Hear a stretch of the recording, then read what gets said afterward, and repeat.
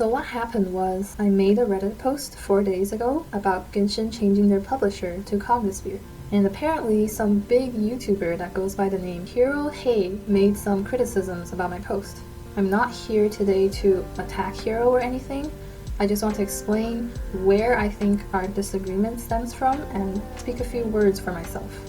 In his video, Hero said that I was trying to take the blame off the CCP and put it on other countries and their regulation. And then he proceeded to give evidence that strict gaming regulations exist in China.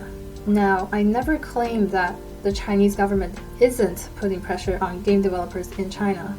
In my post, I included MiHoYo's official announcement stating that the change was for global transactions and publishing.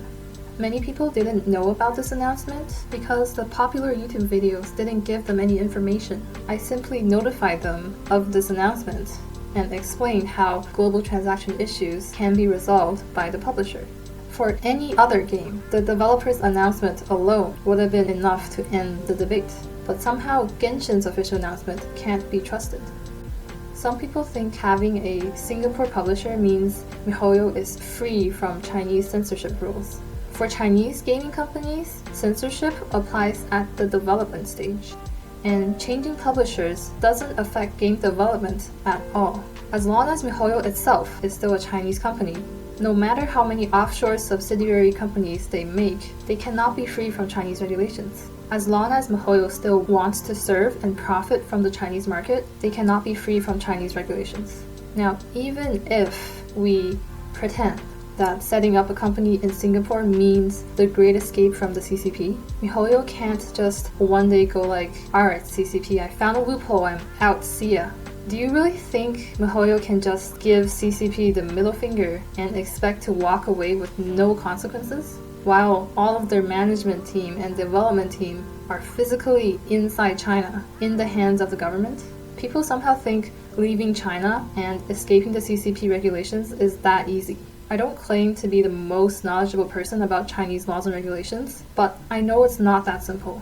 If you want to learn more about Chinese media censorship and regulations, the better person to ask is Walrus. He has related work experience in China, and he talked about this stuff in detail in one of his recent videos. I'll put the link below for those of you who are interested. Now back to the issue of my post. To better explain myself, I will be using an analogy. It might not be the best analogy in the world, but I just want you to understand the logic behind it. So let's say the CCP is the known abusive parent in the neighborhood, and MiHoYo is one of their kids. One day MiHoYo decides to buy a backpack, and he tells everyone that he'll be using it for school. And we know that he's had issues at school for not having a backpack to carry his books around. But many people didn't hear the kid when he said he was using it for school. So later, they only see the backpack, and they think about the kid's abusive parent. And they start telling everyone in town that, oh, the kid bought the backpack so he could run away from home. And they're all hyped saying that, oh, I'm so glad he's running away. Now he will not be abused anymore. Now, the point of my post was to let people know the fact that the kid himself said he needs the backpack for school, since so many people weren't aware that he's made the statement before. My post was to let people know that the rumor of him running away from home is just people's speculations. But Hero is saying I am trying to take the blame off of his abusive parent. Look at all this evidence that the kid is abused.